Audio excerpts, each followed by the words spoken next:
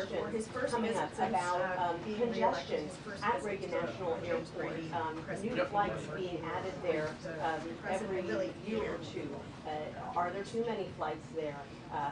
What's the situation with air traffic control staffing? Does that need to be addressed? Air traffic control training? All of these questions are going to come up. And so that, the President will be here, the Secretary of Transportation will be here after just being sworn in on Tuesday, glad. So they're just getting to know the lay of the land. They're still trying to figure out their way around these agencies, just kind of get their bearings, and they're already being placed in this very difficult situation. He was in North Carolina and California, sites of two significant natural disasters, and he was really there as consoler-in-chief, talking to people who had lost their homes or had their homes damaged, saying that he was with the people of North Carolina and also the people of California.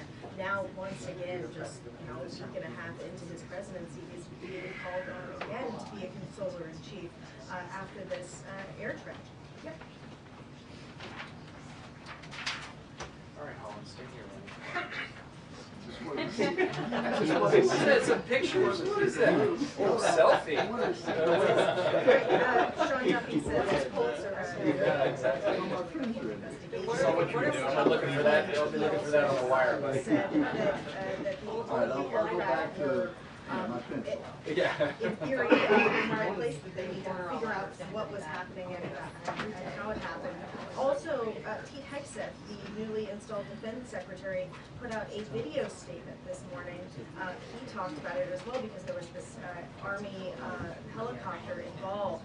He said that the crew was fairly experienced and that they were on a required annual night evaluation, and they did have night goggles. He said an investigation is being conducted to understand whether the aircraft was in the right quarter at the right altitude at the time of the incident.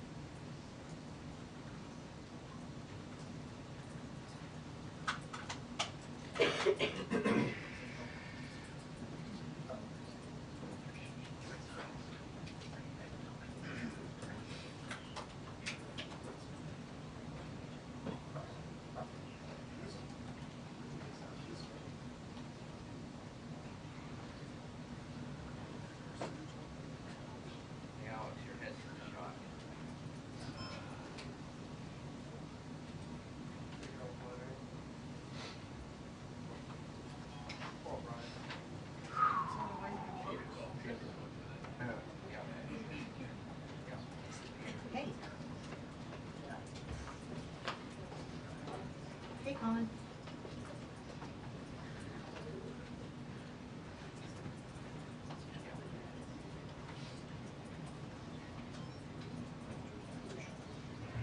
Got it. Okay, thank you. Is it portable that makes sense in the report? Yeah.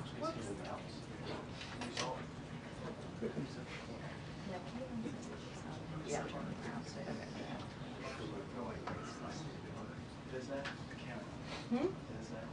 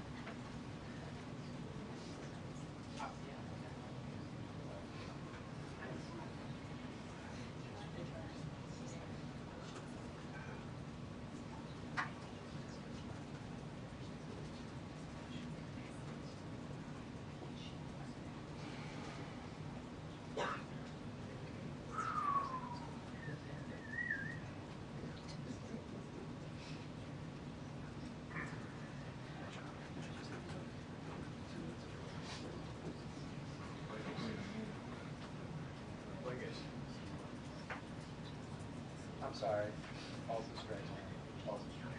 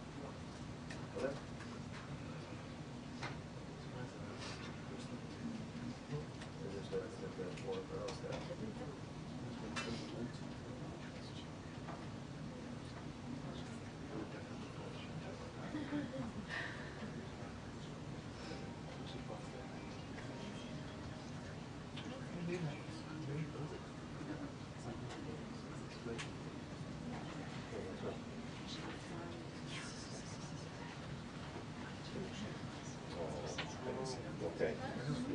He told me that. Okay, I'll call him that.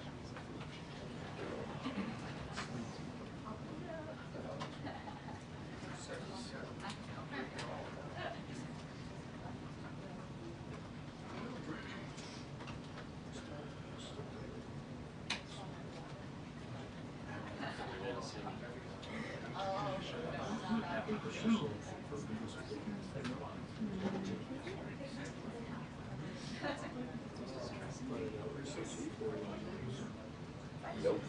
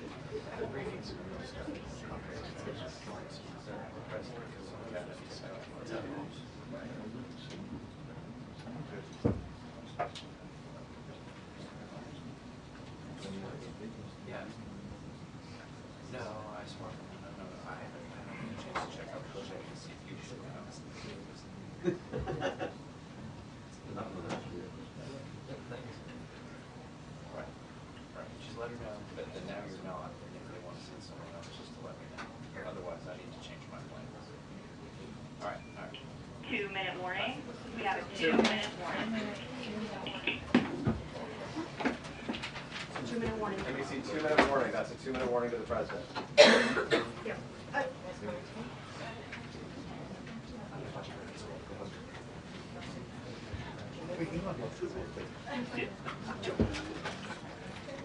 Yeah, and Michelle, I'll just note that about 90 seconds ago we got a 2-minute warning, so we are expecting to see the president here in the NBC, that's a 2-minute warning.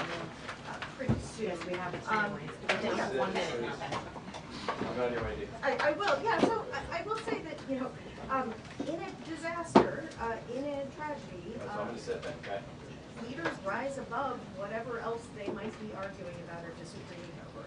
You saw this out in California with the wildfires, even though there were dramatic disagreements about even the facts of why water was unavailable. You still saw the president and members of Congress from opposing parties agreeing that they wanted to work together and do everything they could to help the people who have been affected by those fires. And we have the same thing here, where there are multiple jurisdictions in what we call the DMV, DC, Maryland, and Virginia, federal government, the DC government, Virginia, Maryland. They were all involved in search and rescue efforts and ultimately now recovery efforts.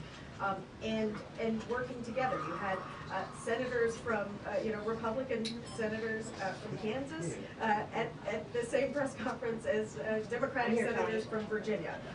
And so coming together around this.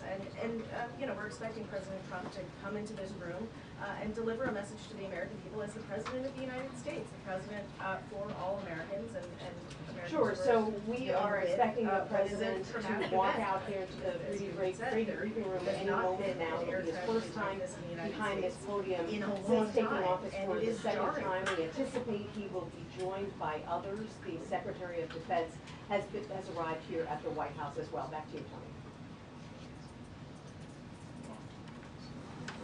Tony. And the door is open. He's walking in. Mr. President, welcome. Thank you very much. Thank you. I'd like to request a moment of silence for the victims and their families, please.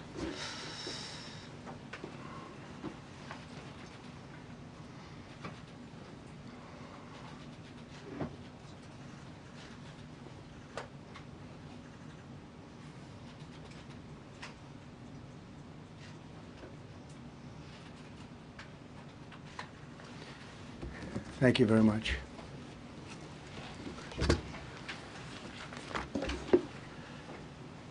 I speak to you this morning in an hour of anguish for our nation.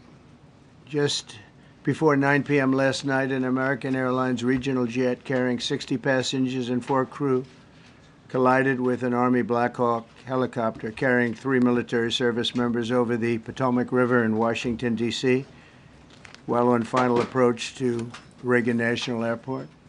Both aircraft crashed instantly and were immediately submerged into the icy waters of the Potomac. Real tragedy. The massive search and rescue mission was underway throughout the night, leveraging every asset at our disposal, and I have to say the local, state, federal, military, including the United States Coast Guard in particular, they've done a phenomenal job. So quick, so fast, it was mobilized immediately. The work has now shifted to a recovery mission. Sadly, there are no survivors. This was a dark and excruciating night in our nation's capital and in our nation's history, and a tragedy of terrible proportions. As one nation, we grieve for every precious soul that has been taken from us so suddenly. And we are a country of, really, we are in mourning. This has really shaken a lot of people, including people, very sadly, from other nations who were on the flight.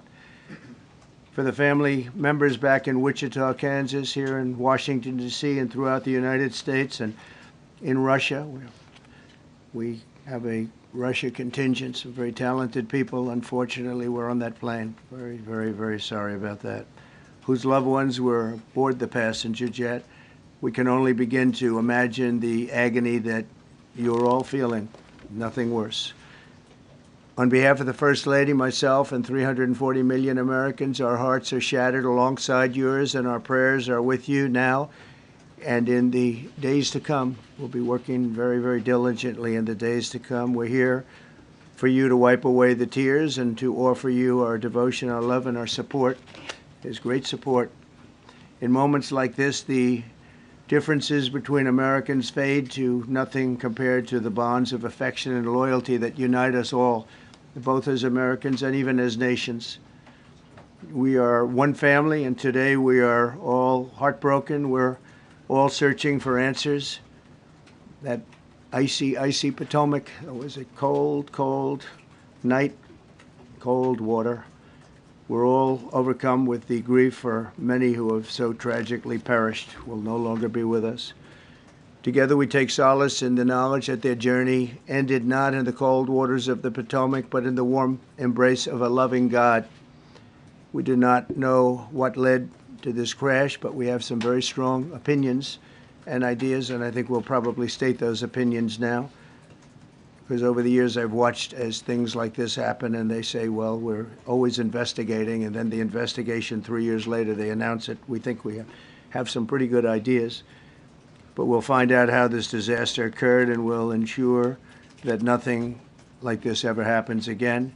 The FAA and the NTSB and the U.S. military will be carrying out a systematic and comprehensive investigation. Our new Secretary of Transportation, Sean Duffy, his second day on the job when that happened. It's a rough one.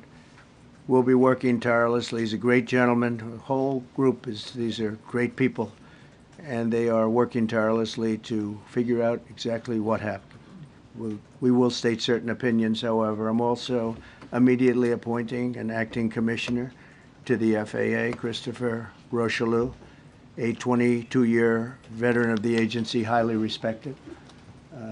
Christopher, thank you very much. Appreciate it. We must have only the highest standards for those who work in our aviation system. I changed the Obama standards from very mediocre at best to extraordinary. You remember that. Only the highest aptitude, they have to be the highest intellect and psychologically superior people were allowed to qualify for air traffic controllers. That was not so prior to getting there. When I arrived in 2016, I made that change very early on because I always felt this was a job that, and other jobs too, but this was a job that had to be superior intelligence, and we didn't really have that, and we had it. And then when I left office and Biden took over, he changed them back to lower than ever before. I put safety first. Obama, Biden, and the Democrats put policy first. And they put politics at a level that nobody's ever seen, because this was the lowest level. Their policy was horrible, and their politics was even worse. So as you know, last week, long before the crash, I signed an executive order restoring our highest standards for air traffic controllers and other important jobs throughout the country. So it was very interesting. About a week ago, almost upon entering office, I signed something last week that was an executive order, very powerful, on restoring the highest standards of air traffic controllers, and others, by the way. Then my administration will set the highest possible bar for aviation safety. We have to have our smartest people. It doesn't matter what they look like, how they speak, who they are. It matters intellect, talent, the word talent. They have to be talented, naturally talented geniuses. You can't have regular people doing that job. They won't be able to do it. But we'll restore faith in American air travel. I'll have more to say about that. I do want to point out that various articles that appeared prior to my entering office, and here's one. The FAA's diversity push includes focus on hiring people with severe intellectual and psychiatric disabilities. That is amazing. And then it says FAA says people with severe disabilities are most underrepresented segment of the workforce, and they want them in, and they want them they can be air traffic controllers. I don't think so. This was in January 14th, so that was a week before I entered office. They put a big push to put diversity into the FAA's program. Then another article, the Federal Aviation Administration, this was before I got to office, recently, second term. The FAA is actively recruiting workers who suffer severe intellectual disabilities, psychiatric problems, and other mental and physical conditions under a diversity and inclusion hiring initiative spelled out on the agency's website. Can you imagine? These are people that are, I mean, actually their lives are shortened because of the stress that they have. Brilliant people have to be in those positions, and their lives are actually shortened, very substantially shortened because of the stress, where you have many, many planes coming into one target, and you need a very special talent and a very special genius to be able to do it. Targeted disabilities are those disabilities that the federal government, as a matter of policy, has identified for special emphasis in recruitment and hiring. The FAA's website states they include hearing, vision, missing extremities, partial paralysis, complete paralysis, epilepsy, severe intellectual disability, psychiatric disability, and dwarfism all qualify for the position of a controller of airplanes pouring into our country, pouring into a little spot, a little dot on the map, a little runway. The initiative is part of the FAA's diversity and inclusion hiring plan. Think of that. The initiative is part of the FAA's diversity and inclusion hiring plan, which says diversity is integral to achieving FAA's mission of ensuring safe and efficient travel. I don't think so. I don't think so. I think it's just the opposite. The FAA website shows that the agency's guidance on diversity hiring were last updated on March 23rd of 22. They wanted to make it even more so. And then I came in, and I assume maybe this is the reason. The FAA, which is overseen by Secretary Pete Buttigieg, a real winner. That guy's a real winner. Do you know how badly everything's run since he's run this Department of Transportation? He's a disaster. He was a disaster as a mayor. He ran his city into the ground, and he's a disaster now. He's just got a good line of bullshit. The Department of Transportation, his government agency charged with regulating civil aviation. Well, he runs it, 45,000 people, and he's run it right into the ground with his diversity. So I had to say that it's terrible. Then it's a group within the FAA, another story, determined that the workforce was too white, that they had concerted efforts to get the administration to change that and to change it immediately. This was in the Obama administration just prior to my getting there. And we took care of African Americans, Hispanic Americans. We took care of everybody at levels that nobody's ever seen before. It's one of the reasons I won. But they actually came out with a directive, too white. And we want the people that are competent.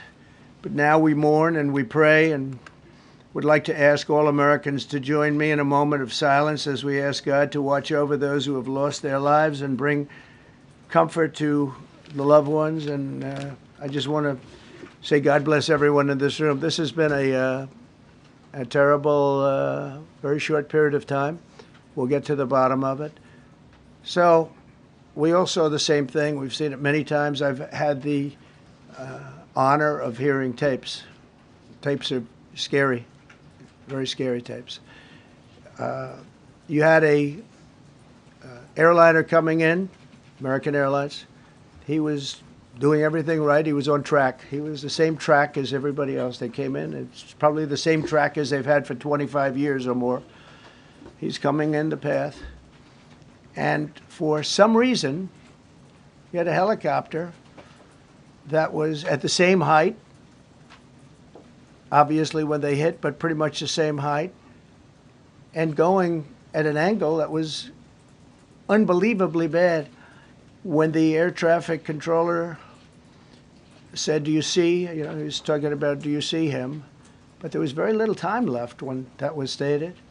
And then also, he said, follow him in. And then almost immediately after that, seconds after that, there was the crash that took place. Well, you follow him in, that means like everything's fine, follow him in. You had a pilot problem from the standpoint of the helicopter, because it was visual. It was a very clear night. It was cold, but clear, and clear as you could be. The American Airlines plane had lights blazing. They had all of their landing lights on. I could see it from the Kennedy Center tape. We had a tape up on the Kennedy Center. That seems to be the primary. Thus far, I'm sure we'll see other tapes because it's such an area where there are a lot of cameras looking up into the air, into space. So we'll probably see many other shots of it before too much time goes by. But we had a situation where you had a helicopter that had the ability to stop. I have helicopters. You can stop a helicopter very quickly. It had the ability to go up or down. It had the ability to turn. And the turn it made was not the correct turn, obviously. It did somewhat the opposite of what it was told. We don't know that that would have been the difference because the timing was so tight. It was so little. There was so little time to think. But what you did have is you had vision. The helicopter had vision of the plane because you had vision of it all the way, perfect vision of it all the way from at Kennedy Center where the tape was taken.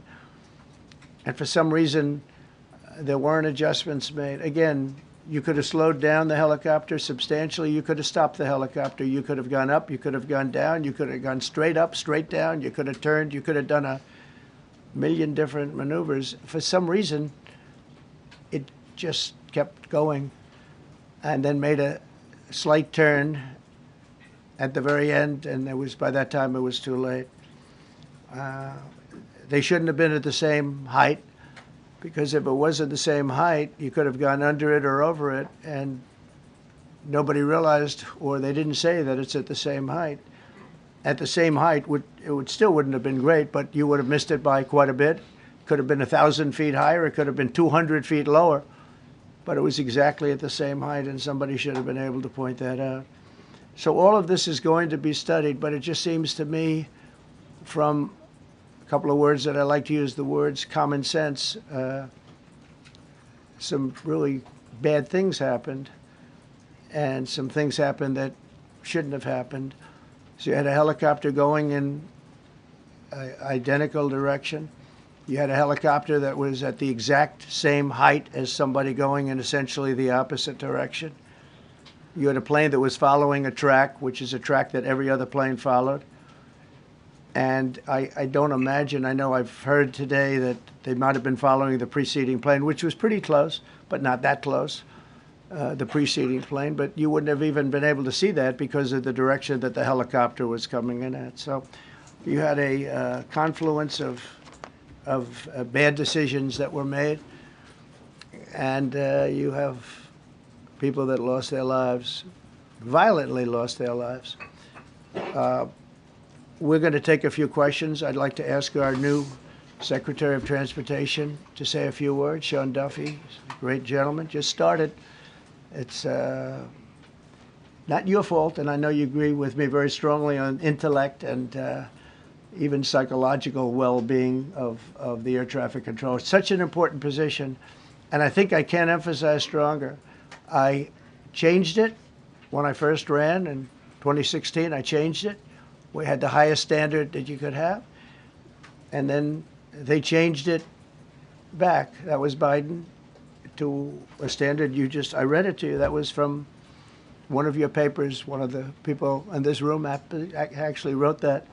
And then I changed it back a few days ago. And unfortunately, we'll see. We don't know that necessarily it's even the controller's fault. But one thing we do know, there was a lot of vision, and people should have been able to see that, at what point do you stop? At what point do you say, wow, that plane's getting a little bit close? So this is a tragedy that should not have happened. Please, sir. Thank you, Mr. President. And I would just note the President's leadership has been remarkable during this crisis. We have had a whole of government response, local, state, federal, and when you see that kind of cooperation, it begins with the leadership in this body. So thank you for that, Mr. President. You make our jobs a lot easier. You made an important point that when we deal with safety, we can only accept the best and the brightest in positions of safety that impact the lives of our loved ones, our family members.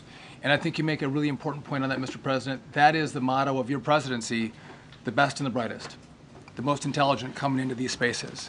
I want to take a moment and extend my condolences to the families of the loved ones. We commit to them that we are going to get to the bottom of this investigation, not in 3 years, not in 4 years, but as quickly as possible with the NTSB, who is here today, as well as the FAA. What happened yesterday shouldn't have happened.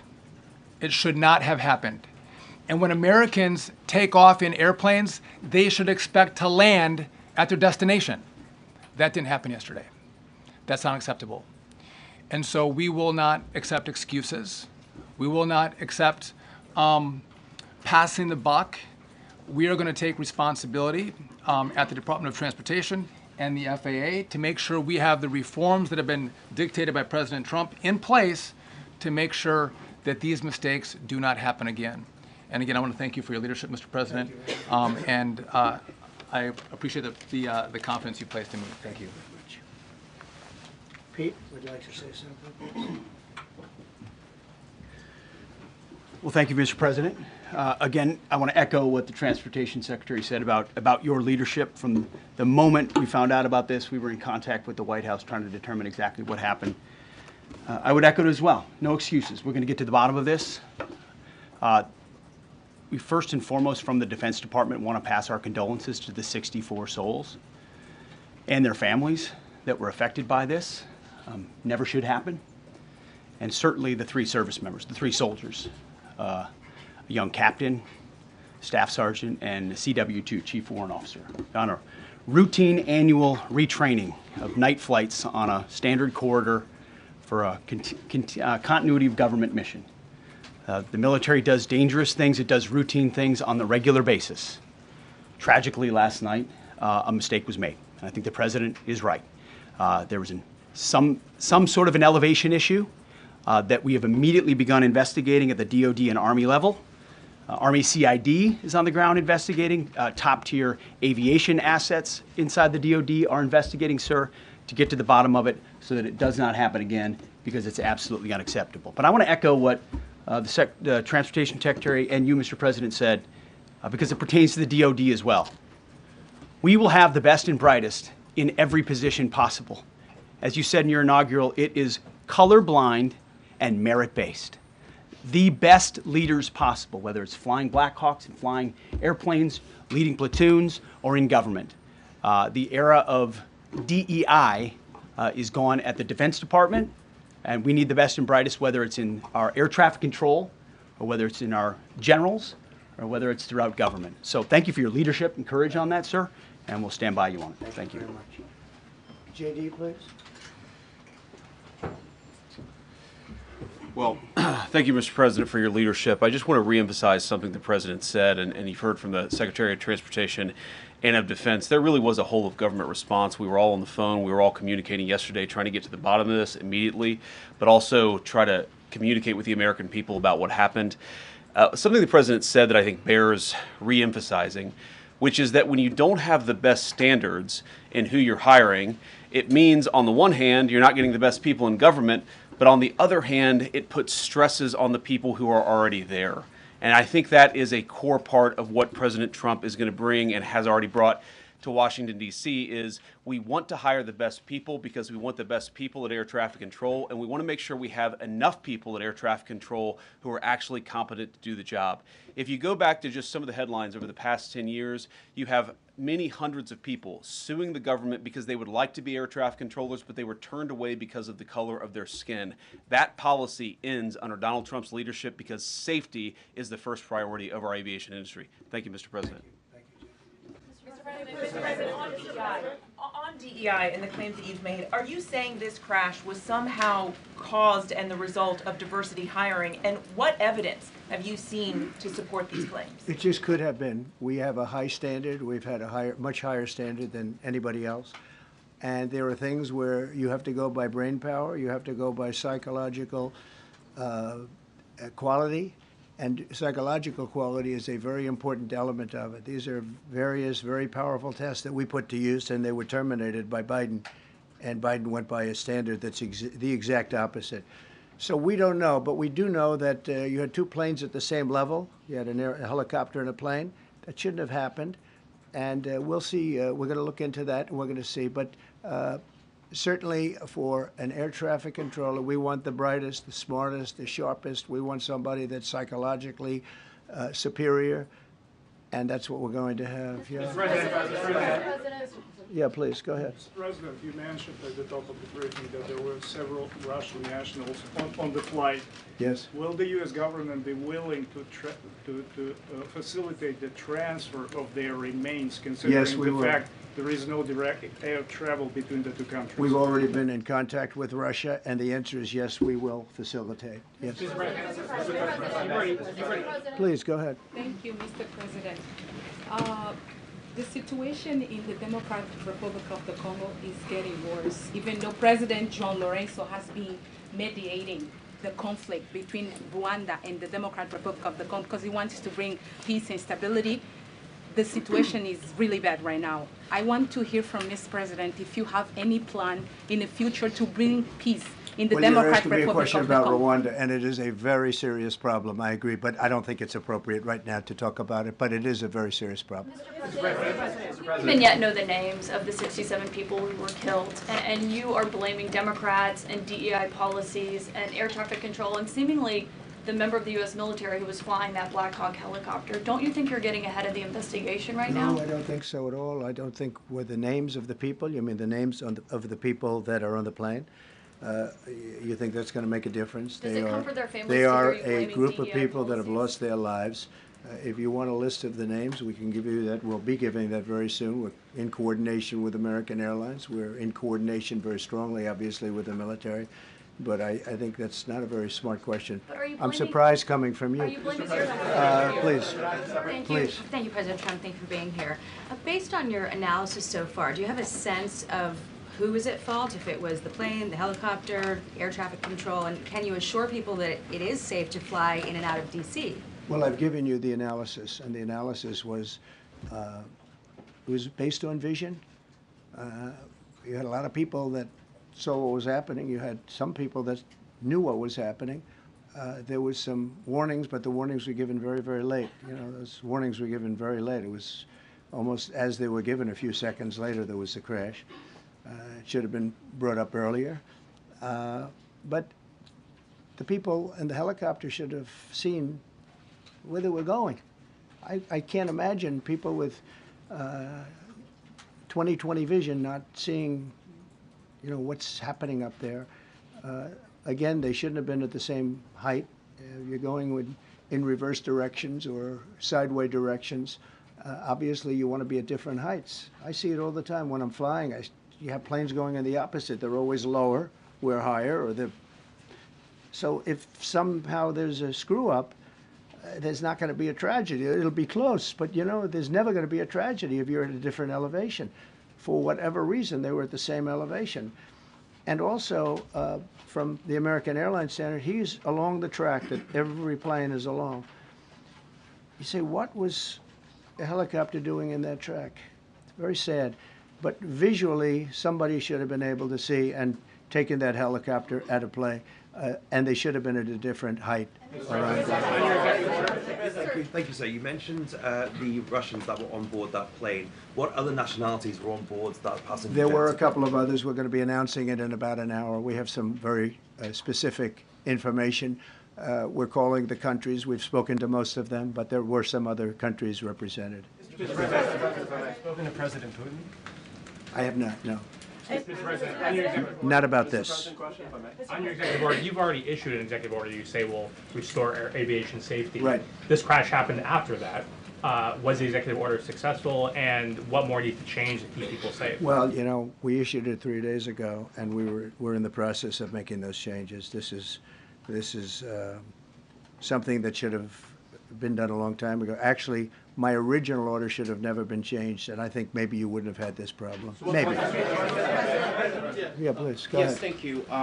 We see like everyday life that very often those diversity hires cause sometimes issues, as you just mentioned. So what plan do you have? Are we going to see some fire? Are you going to fire some of those diversity hire in the federal government? What plan do you have? I would say the answer is yes. If we find that people aren't mentally competent, you see the language. The language is put out by them. And if you see that, I'm not going to bore you by reading it again, but these are not people that should be doing this particular job. They'd be very good for certain jobs, but not people that should be doing this particular job.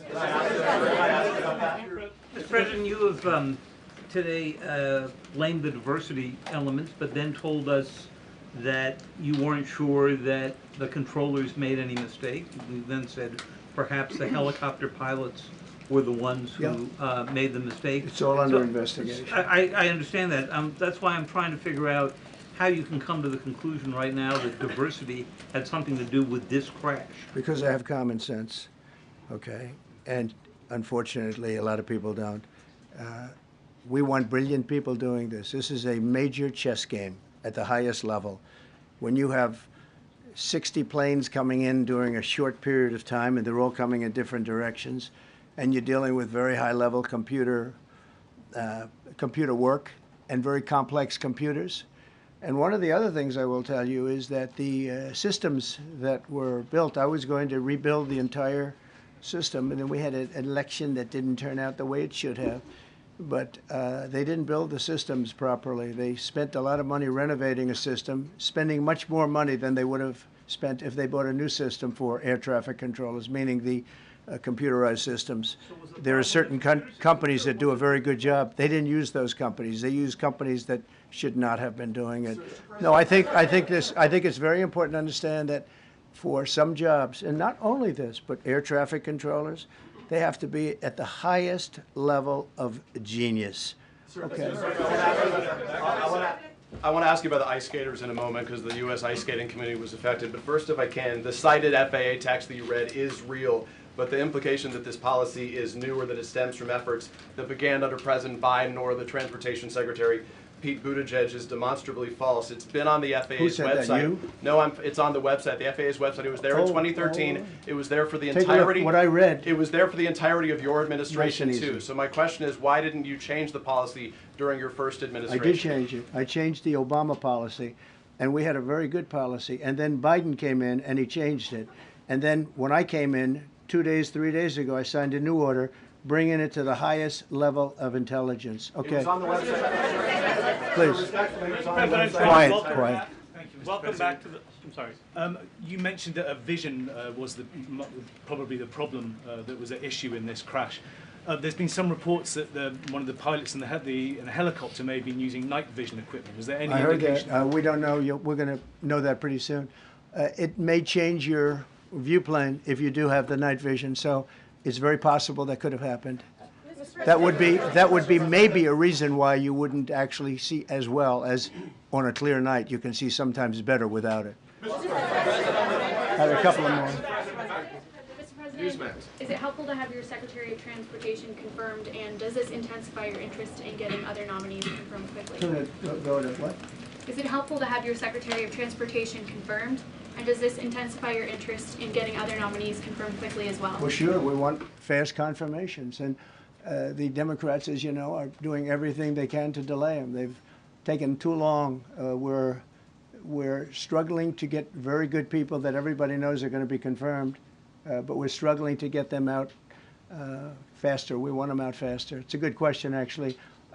We've been pushing Sean. Everyone knows Sean for a long time. He got many, many Democrat votes, but they want to take as long as they can. They ask questions like some of the questions that Peter would ask that were totally irrelevant and not very good questions, but they want to just keep it going. They want to keep it going as long as possible. I was very honored, actually, that you got so many Democrat votes. That was really good. was really good. When I applied to meet with the families, and second question, is it your impression that military training that was done during that time? The what? The training that the helicopter was involved in. Is it anything you can tell us about You that? don't know. These are the things that will come up with the investigation. You don't know. But the helicopter obviously was in the wrong place at the wrong time, and a tragedy occurred. Please. Thank you, Mr. President. I've got a question about the... No, go ahead, please. Thank you, Mr. President. You've been critical of the current regulations, and you've called for big reforms at FAA. I'm curious, sir, Well, I made the reforms, actually. What is your message? 3 days ago, I made them. Yes, sir. What is your message then to the American public in the weeks and months ahead? Should they feel hesitant to fly? And if you could clarify perhaps something that the Defense Secretary said when he said that this helicopter was on a continuity of government mission? I don't know what that refers to, but they were practicing. They do that. They call it practicing, and they were, and that's something that should be done. It's only continuity in the sense that we want to have very good people, and that has to be in continuity, and that's what they refer to. But it was basically practice, and it was a practice that worked out very, very badly. Okay.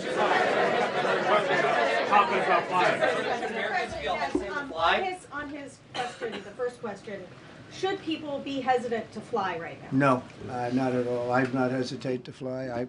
This is something that it's been many years that something like this has happened, and the collision is just something that we don't expect ever to happen again. We are going to have the highest level people. We've already hired some of the people that you've already hired for that position long before we knew about this. I mean, long before. From the time I came in, we started going out and getting the best people because I said it's not appropriate what they're doing. I think it's a tremendous mistake. You know, they like to do things and they like to take them too far, and this is sometimes what ends up happening. Now, with that, I'm not blaming the controller. I'm saying there are things that you could question, like the height of the helicopter, the height of the plane being at the same level and going in opposite directions. It's not a positive. But no, we're already hiring people. No, flying is very safe. We have the safest flying anywhere in the world, and we'll keep it that way. Thank you all very much. Thank you very much, everybody. Appreciate it.